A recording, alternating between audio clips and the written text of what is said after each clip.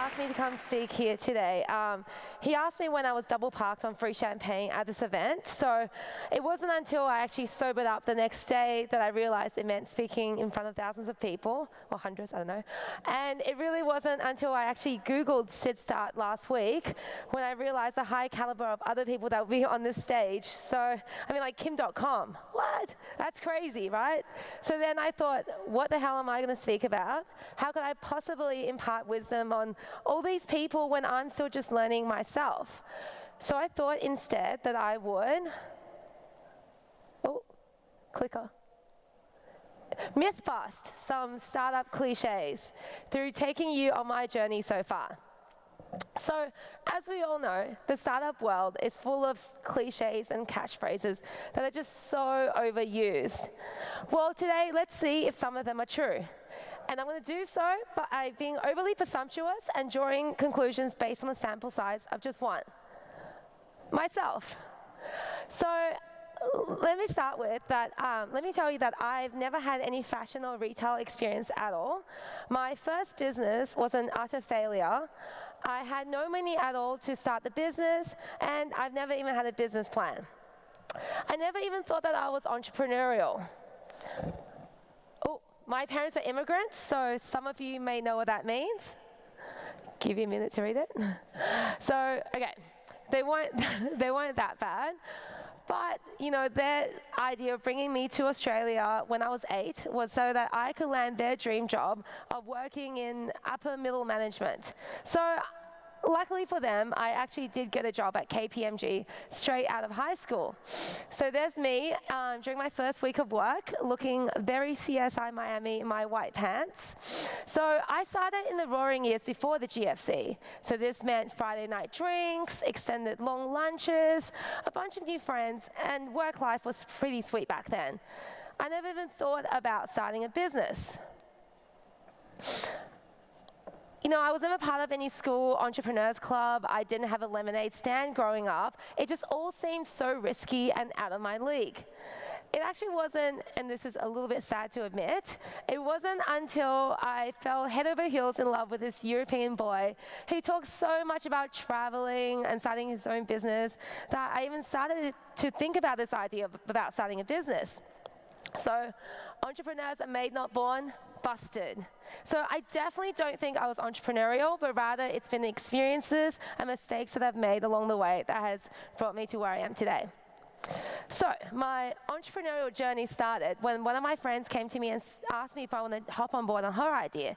Basically, she wanted to run pop-up stores inside bars. So that was the art house in the city. And so it's here where I actually made my first set of big business mistakes. So my business partner said, let's get someone else on board because we needed the extra helping hand and extra seed capital. And the rationale was, and I hear this way too often and I hate it, but she thought that, you know, if we just get, I'd rather have a third of $10 million than 100% of nothing.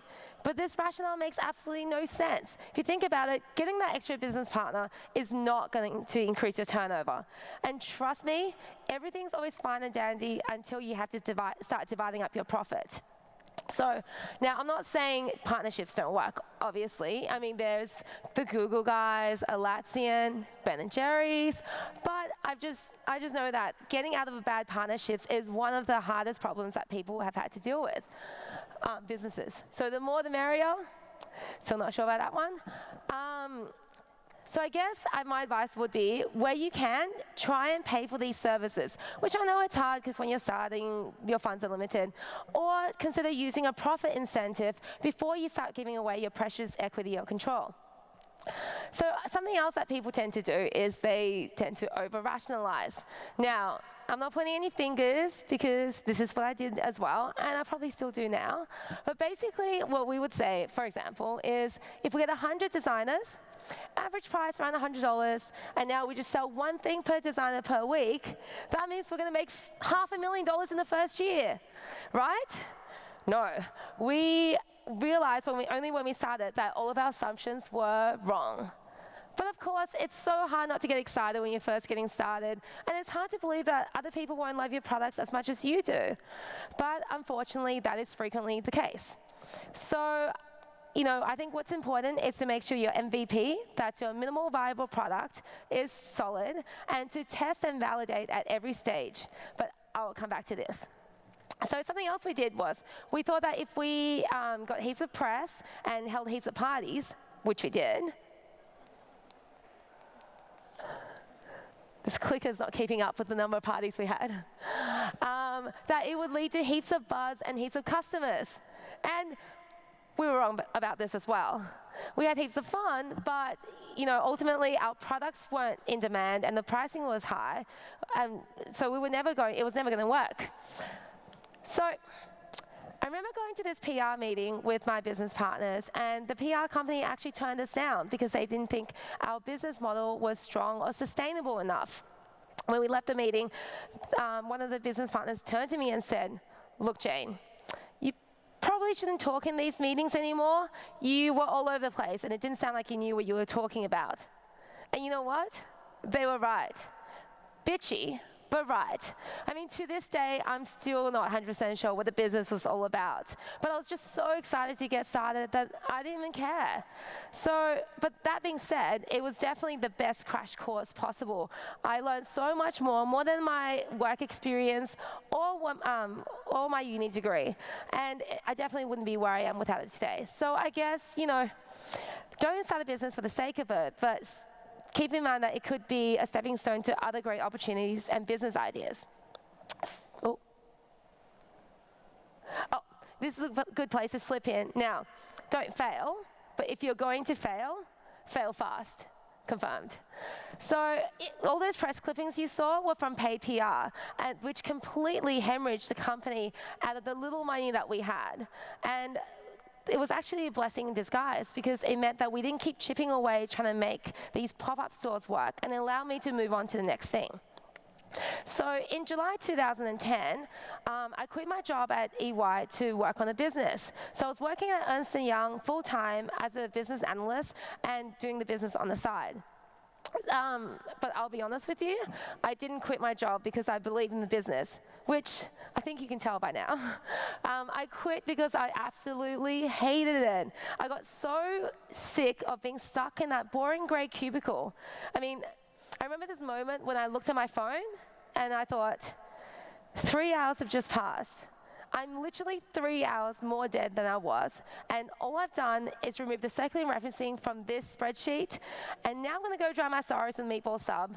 Just as always, how is this my life? So I quit. I felt great about this, but everyone thought I was an idiot. It was in the middle of the GFC, and everyone was getting made redundant left, right, and center, and everyone else was just trying to hold on to their jobs. And there I go, quitting my job to run pop-up stores. But the really crazy thing, stupid thing, was that I probably just should have held out for a redundancy payout. Anyway, regardless, I felt great about this. Until 1 month later, one of the business partners came to me and said that she didn't want to do it anymore. She wanted to shut the business down. And that was it. That was the end of, oh, shit, I forgot about this one. Blah, blah, blah, doesn't matter. Anyway, that was the end of Fat Boy Group. Now, did I forget to mention that the business was called Fat Boy Group? Yeah, go figure. Anyway, as you can imagine, I was devastated. I literally hit rock bottom. But I had no other options.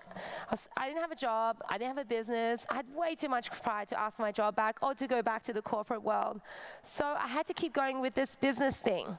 A few weeks later, I was introduced to another girl who wanted to start an online store as well, and we instantly hit it off. So one night, over too many glasses of red wine, we came up with a name and concept behind Show Pony in September 2010.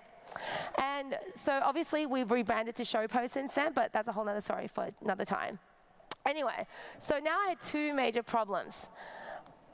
First of all, I had no money. So I lost money with the first business. I had debt from traveling overseas.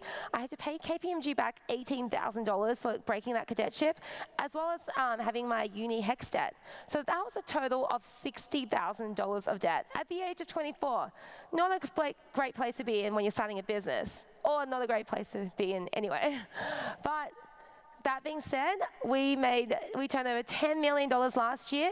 We've been bootstrapped the entire way, and we've always been profitable. So you need money to make money? I don't think so. So how do we do it? Well, we started the business on consignment, which meant that we didn't have to pay for any stock until it was sold. I'll come back to this. I made the website by myself by Googling HTML codes. It didn't look great, but that's fine. Postage was pay as you go. But my biggest win was marketing through Facebook. Now, when I was at EY, I would have two screens. The big one would have a spreadsheet that I was pretending to be working on, and the small screen would have the laptop screen would be on Facebook all the time. And if anyone walks past, I'll just Alt-Tab and pretend I'm working. But what that meant was I spent most of my waking day on Facebook, so I knew the ins and outs of it pretty well. People used to call me a Facebook addict. And I think they meant it as an insult. But you know, I just thought of myself as an early adopter of social media. And this was back in a time when the big companies either thought that social media was a fad, or they just simply didn't know how to use it. But I managed to build up the Showpo name at a very low cost. I'll give you an example. So the first time we ever stumbled upon a growth hack, and this is before I even knew what a growth hack was our Face of Showpo competition. I was watching America's Next Top Model on a couch with a bottle of wine. Can you tell that I get a lot of my good ideas when I'm drinking? Anyway. So I thought this would be a great way to get models, which we needed, and to raise brand awareness. So we had a competition asking our followers to enter to have a chance of modeling for us. So they did, and then they started spamming their entire Facebook network to vote for them. Some of them even created groups and Facebook events. And then their friends in turn would then enter for themselves, and then they would start spamming their friends. The impact of this was that within 1 month, we grew from 3,000 to 20,000 followers, which is huge back then. And it cost us absolutely nothing. I mean, the prize was to model for us for free. So that was a real win. We were all cheapos back then, that's okay. So then there was my second problem. Now remember the Asian parents that I told you about? Well, I was doing pretty well up until this stage. You know, I went to a selective high school, I got a 99 plus UAI, I studied commerce at UNSW, I got a job at the Big Four before I graduated. So I was definitely ticking all the right boxes for being a good Chinese daughter. I mean, I even played 8th grade piano. So I was on their ideal trajectory for a good career. So I just couldn't bring myself to telling them that I've actually quit my job to sell clothes on the internet. So there was only one logical thing to do. I didn't tell them. The unfortunate thing was that I was still living at home at the time, which meant that for the first 6 months, I had to put on a suit and pretend to go to work. So what this meant was I had to get up early in the morning, and let me tell you, there's nothing worse than being unemployed than having to get up early when you're unemployed.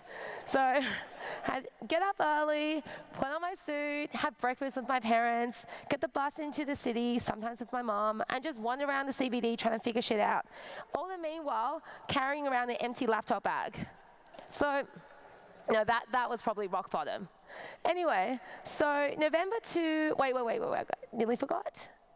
Damn it, I forgot that again. This is for the Facebook page, sorry. But what makes us different makes us extraordinary, confirmed, because of the Facebook thing. Being a Facebook addict, anyway. And now, fake it till you make it, confirmed. I had palm cards, but like, I got sweaty and now I can't see it. Anyway, so in November 2010, we opened, 3 months after the business started, we opened our first bricks and mortar store in Broadway in the city. And within 1 year, oh my God, within 1 year, we had 3 stores, so the bricks and mortar and 2 pop-up kiosks in the middle of Westfields. So while they look simple, it was a massive, massive cash cow for us. But closing down all of the stores 2.5 years ago was actually one of the best decisions that we've made.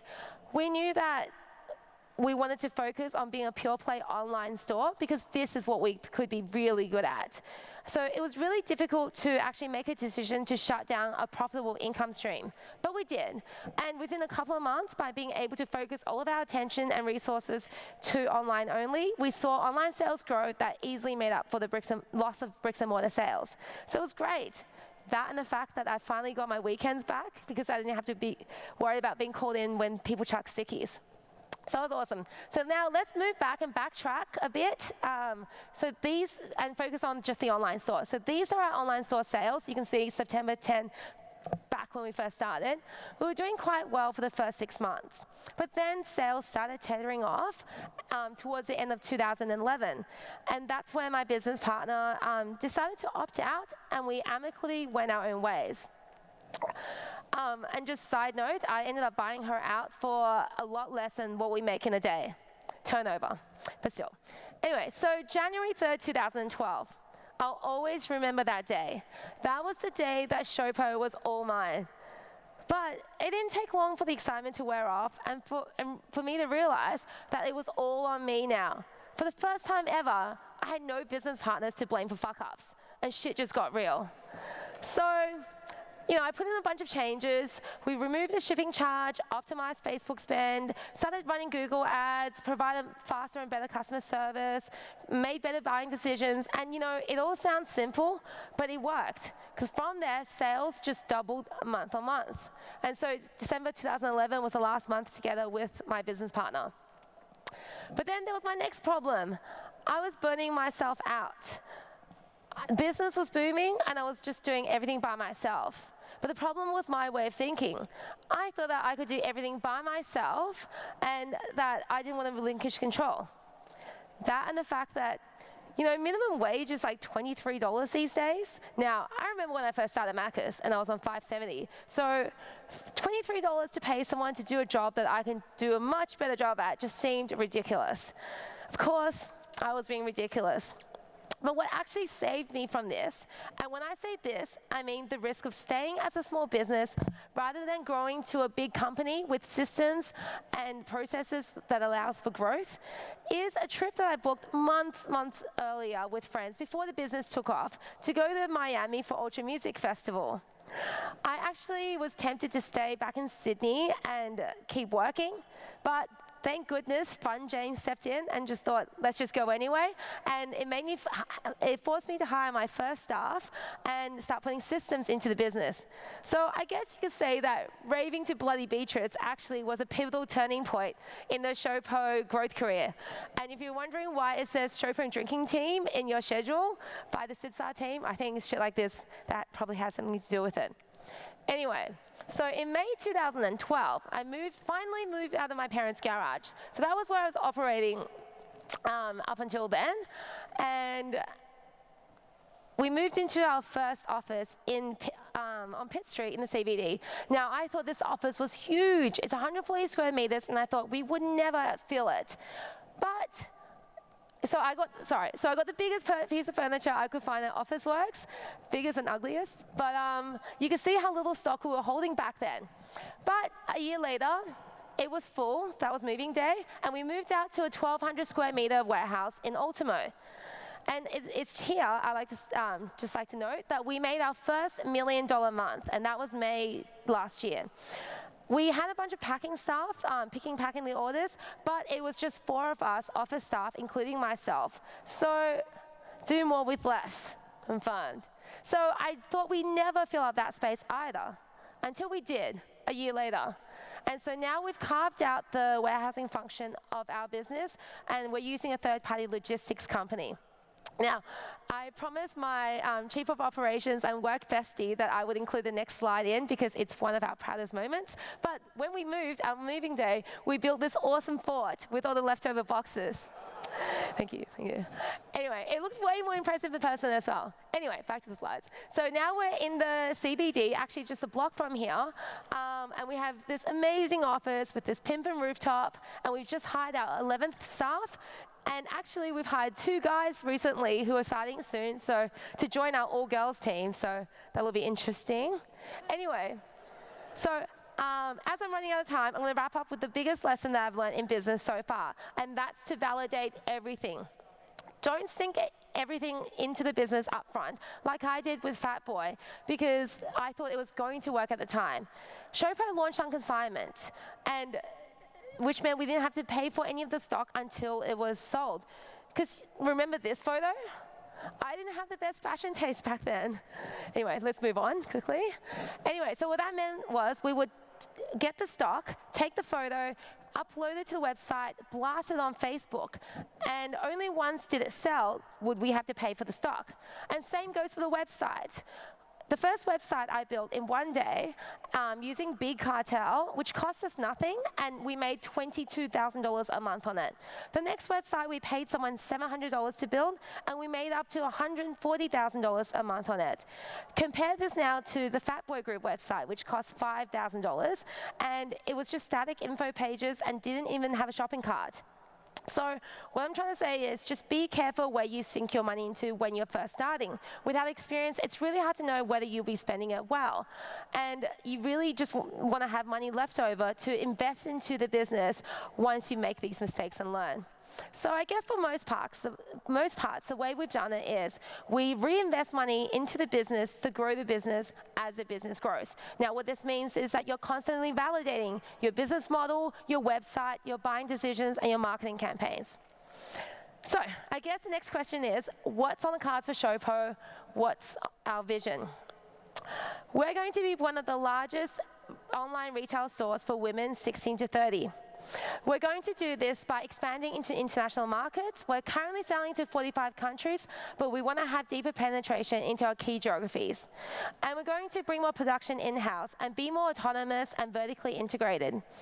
One of the big things on my business long-term bucket lists is that I want to have our own factories, and for these factories to have great working conditions, and for that to be able to set the industry benchmark for how offshore workers, factory workers should be treated. And on a personal level, I want to do as little as possible. So if anyone follows me on social media, Snapchat or Instagram, you'll know that my handle is the Lazy CEO. Yes, that's a little plug right there. I'll give you a second to add me. Anyway, so I want to delegate out as much work as possible and just get much smarter and more brilliant people to slowly make me redundant. So work smarter, not harder. I'll let you know how it goes. So everyone always asks me what my exit plan is. And I hate to sound so trite and cliched, because I think we know what my sentiments towards the cliches are, but I have to say that actually success is a journey and not a destination. Now, I'm not even going to bother with a confirmed stamp, but I'll just let these photos speak for themselves. That's our awesome team. So I have to say, I absolutely love my team. Special shout out to Alex right there. Woo! I absolutely love my team. I have so much fun at work. And I just, I actually look forward to going to work, something that I could never have imagined saying before. So I guess I didn't actually bust that many startup cliches. Maybe they're overused because they're largely right. But I hope in at least that you can see that there is no prescribed way to achieving success in business, that you can go against the grain and follow your gut, and that there is no prerequisite knowledge or experience that's needed to starting a business. I think I'm a really good example of how if I can do this, anyone can. Thank you.